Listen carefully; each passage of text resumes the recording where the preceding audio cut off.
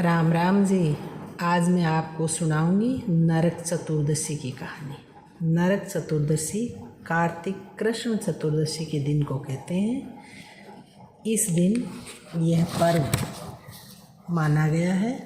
प्राचीन समय के अनुसार इस दिन नरक से मुक्ति पाने के लिए प्रातःकाल तेल लगाकर अप्पा मार्ग एक पौधा होता है, वो मिले तो ठीक है, नहीं मिले तो दूब डाले और उस जल से नहाना चाहिए। इस दिन शाम को यमराज के लिए दीपदान करना चाहिए।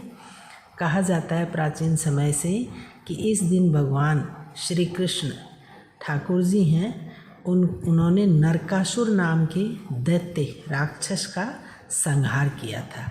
उस दिन से इस पर्व को नरक चतुर्दशी के रूप में मनाया जाता है। और आज मैं आपको अब सुना रही हूँ नरक चतुर्दशी की कथा कहानी। पुराने समय में रंतिदेव नाम का एक राजा था। वह पहले जन्म में बहुत धर्मात्मा दानी राजा था। उसके पूर्व जो कर्म थे, कृत्य थे, वो इस जन्म में भी लागू थे।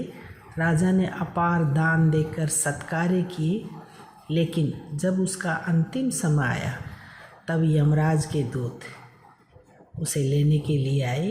राजा से कहा कि अब आपका समय हो गया है धरती पर रहने का, अब आप नरक में चलो, तुम्हें वहीं चलना पड़ेगा। इस पर राजा घबराया और उसने नरक में चलने का कारण पूछा कि मैं तो दानी राजा हूँ, किसी का बुरा भी नहीं करता, धन दौलत दान करता हूँ, दया करता हूँ, फिर मेरे साथ ऐसा क्यों? तब यम के दूतों ने कहा, राजन, आपने दान पुण्य किया है, उसे तो समस्त विश्व जानता है, लेकिन जो पाप और कर्म हम करते हैं वो केवल भगवान और धर्मराज ही जानते हैं। राजा बोला, उस पाप को मुझे भी तो बताओ, तभी तो मुझे पता चलेगा कि मैंने क्या पाप किया है और मैं उसका निवारण कर सकूं। यमदूत बोले, एक बार आपके द्वार से एक ब्राह्मण भूखा लौट गया था। वह भूख से बहुत व्याकुल था और आपके द्वार पर भोजन मांगने आया था। आपने उसे भोजन नहीं दिया और दुत्कार कर भेज दिया। उसने जाते जाते आपको नरक में जाना पड़ेगा, यह श्राप दिया था। यह सुन राजा ने यमदूतों से विनती करी, प्रार्थना करी कि मेरी आयु को आप मात्र 1 वर्ष बढ़ा दीजिए। मैं आपके आगे हाथ जोड़ता हूँ।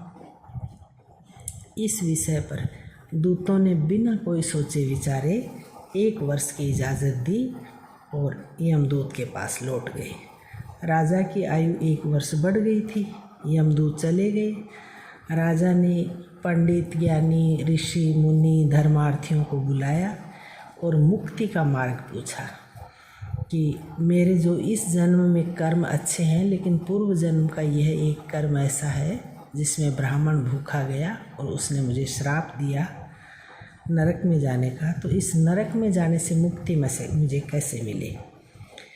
ऋषि मुनियों ने सोच विचार कर बताया कि हे महाराज, आज कार्तिक कृष्ण पक्ष चतुर्दशी को व्रत रखिए, भगवान कृष्ण की पूजा करें, ब्राह्मणों को भोजन कराएं, श्रद्धा अनुसार दान दक्षिणा दें और अपने सभी अपराधों की क्षमा मांगें, पाप मुक्त होने के लिए कहें और इस तरह आप इससे मुक्ति पा जाओगे। सभी ऋषि मुनियों ने ये सब कहने के बाद अपने अपने लौट गए। राजा ने सुबह उठ के नहा धो करके नरक चतुर्दशी के दिन उसका व्रत पूजन किया, विधि विधान से दान दक्षिणा दी, गरीब लोगों को, असहाय लोगों को, असमर्थ लोगों को श्रद्धानुसार दान दिया, भोजन करवाया ब्राह्मणों को और प्रार्थना की कि मेरे जितने भी पिछले जन्म के या इस जन्म के जो भी पाप कर्म हैं उनसे भगवान मुझे मुक्ति दी जाए। हे ठाकुर हरि, मैं आपकी पूजा करता हूँ विधि विधान से, नियम पूर्वक। और इस तरह श्री कृष्ण भगवान ने उन्हें माफ़ किया और अंत में वे विष्णु लोक को प्राप्त हुए। इस तरह यह नरक चतुर्दशी की कथा है। सभी सुने। कहानी कहने वाले, सुनने वाले, उकारा भरने वाले सभी के धर्म कर्म अमर रहें और बुरे कर्मों से बचाएं, सद्कर्म करें। और इस प्रकार ये कथा समाप्त हुई। सभी स्वर्ग लोक में जाएं, मृत्यु पश्चात कोई भी नरक में न जाए।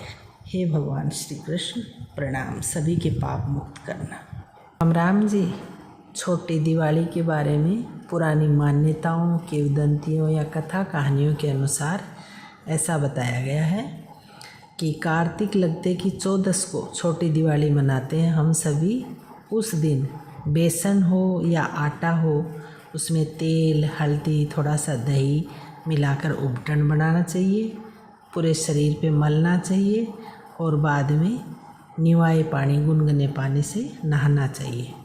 ऐसी भी मान्यता है कि जिस पटरे पे बैठ के नहाते हैं उसके नीचे तेल का दिया जलाना चाहिए और गर्म पानी से सिर सहित नहाएं। भोजन करने से पहले पूजा करनी चाहिए और वो पूजा की थाली में क्या क्या रखना चाहिए मैं आज आपको बताती हूँ। छोटी दिवाली के दिन पूजा की सामग्री में 1 कच्चा और 1 चौमुखा दिया रखें, 13 छोटा दिया रखें और उसमें तेल बत्ती डाल दें। पूजा की सामग्री और दिए सभी घर के अलग अलग कोने में जलाएं। जिनकी पूजा करें, दिए कर जल, रोड़ी, चावल, गुड़, धूप, दीप, अबीर, गुलाल, फूल, सुवाली बनाएं घर में या प्रसाद बनाएं, वो और दक्षिणा चढ़ाएं पूजा पाठ करते समय। और सारी सामग्री को चढ़ाने के बाद घर पर भी, दुकान हो या अपना कोई प्रतिष्ठान हो, वहाँ भी पूजा पाठ करें, वहाँ भी रखें। जहाँ बैठते हो उस गद्दी की भी पूजा करें, वहाँ भी रखें। फिर घर पर आकर पूजा करें और सारे दिए जलाकर, कमरे हों, रसोई हो, आंगन हो, सीढ़ियाँ हों, ऊपर छत पे कमरा हो या छत हो अपनी, या बाहर आंगन, घर गुआड़ी हो, उन सब में 1-1 रख देना चाहिए। और सब कमरों में रख कर के गणेश जी और लक्ष्मी जी के आगे धूप भी करें, दिया भी जलाएं, पूजा पाठ भी करें और उन्हें भोग भी लगाएं। आरती पढ़ें लक्ष्मी जी की, गणेश जी की, और जोत बत्ती कर भोग लगाकर जल से उन्हें चढ़ो करा करके और पूजा पाठ करके कहें कि हे लक्ष्मी माता, हे गणेश जी भगवान, मैं आज आपको ये भोजन अर्पित कर रही हूँ। आप हमारे घर में सुख शांति और धन धान्य से घर को परिपूर्ण रखना। जय हो लक्ष्मी माता की, गणेश जी महाराज की, कार्तिक मास की और छोटी दीपावली की।